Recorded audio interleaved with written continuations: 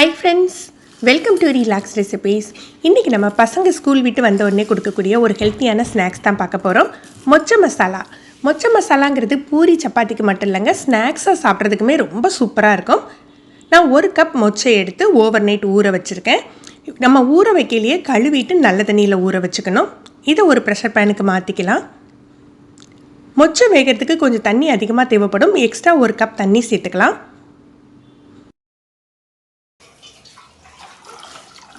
நீங்கள் மொச்சையை நைட்டு ஊற வைக்க மறந்துட்டீங்க அப்படின்னா என்ன பண்ணலான்னா, நம்ம ப்ரெஷர் பேனில் நல்லா கொதிக்கிற வெந்நி எடுத்துகிட்டு அதில் மொச்சையை போட்டு மூடி வச்சுடுங்க. ஒரு 4 மணி நேரத்துலேயே நல்லா ஊறிடும்.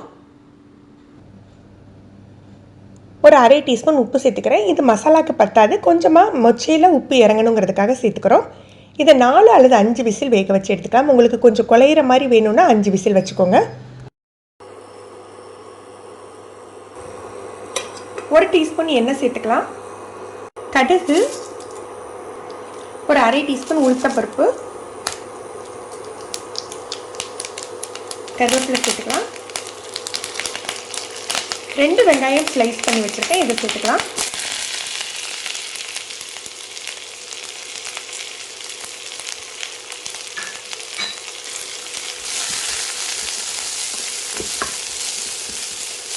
வெங்காயம் பச்சை வாடை போகிற அளவுக்கு வதக்கினா போதும், ரொம்ப மொறுமொறுன்னு வதக்கக்கூடாது.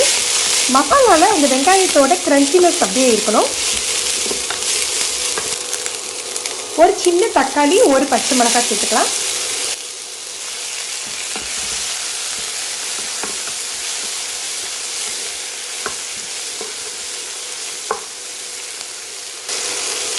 உப்பு, ஆல்ரெடி நம்ம மொச்சை வேக வைக்கல உப்பு சேர்த்துருக்கோம், ஆனால் பாதி உப்பு தான் சேர்த்துருக்கோம். அதனால் இப்போ தேவையான அளவுக்கு சேர்த்துக்கலாம்.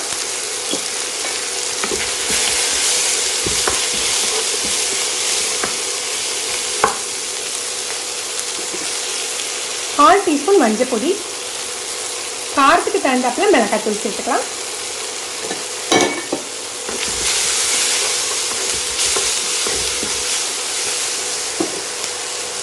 இதோட 1/4 டீஸ்பூன் அளவுக்கு பெருங்காயத்தூளும் சேர்த்துக்கலாம்.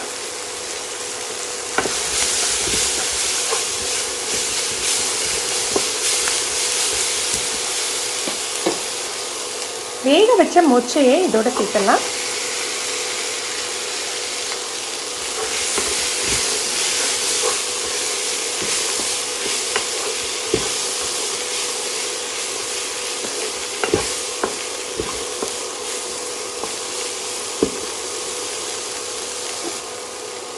ஒரு டேபிள் ஸ்பூன் கடலை மாவு எடுத்துருக்கேன். இதில் ஒரு அரை கப் அளவுக்கு தண்ணி சேர்த்து நம்ம கட்டி இல்லாமல் கரைச்சி எடுத்துக்கணும்.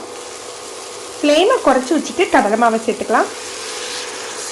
கடலை மாவு சேர்த்துட்டு நம்ம ஒரு அரை கப்லேருந்து 3/4 கப் அளவுக்கு தண்ணி சேர்த்துக்கணும். ஏன்னா கடலை மாவு சேர்த்த உடனே உங்களுக்கு மசாலா கட்டி ஆகிடும். கடலை மாவோட பச்சை வாடை போகிற அளவுக்கு நமக்கு அதை கொதிக்கணும். ஒரு 3/4 கப் போல் நம்ம தண்ணி சேர்த்துடலாம்.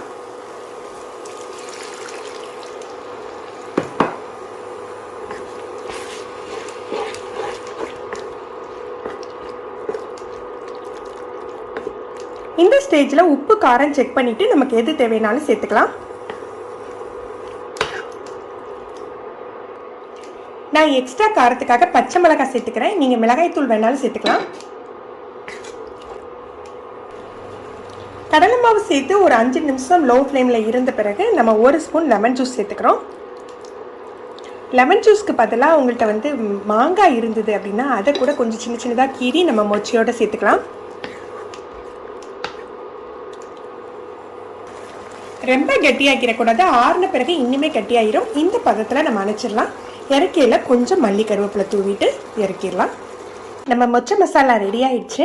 இது ஈவினிங் ஸ்நாக்ஸுக்கு மட்டும் இல்லைங்க, சப்பாத்தி பூரிக்குமே ரொம்ப அருமையாக இருக்கும். பசங்க ஸ்கூல் விட்டு வந்தாக்கில் இது செஞ்சு கொடுத்து பாருங்கள். சத்துக்கு சத்து, டேஸ்ட்டு சூப்பராக இருக்கும்.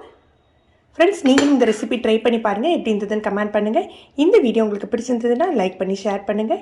நீங்கள் நம்ம சேனலுக்கு புதுசு, இன்றைக்கி தான் ஃபஸ்ட் டைம் ரிலாக்ஸ் ரெசிபிஸ் பார்க்குறீங்கன்னா சப்ஸ்கிரைப் பண்ணி கீழே உள்ள பெல் பட்டனில் ஆல் செலக்ட் பண்ணி வச்சுக்கிட்டிங்கன்னா நம்ம சேனலில் வீடியோக்கள் போட்ட உடனே உங்களுக்கு நோட்டிஃபிகேஷன் கிடைக்கும்.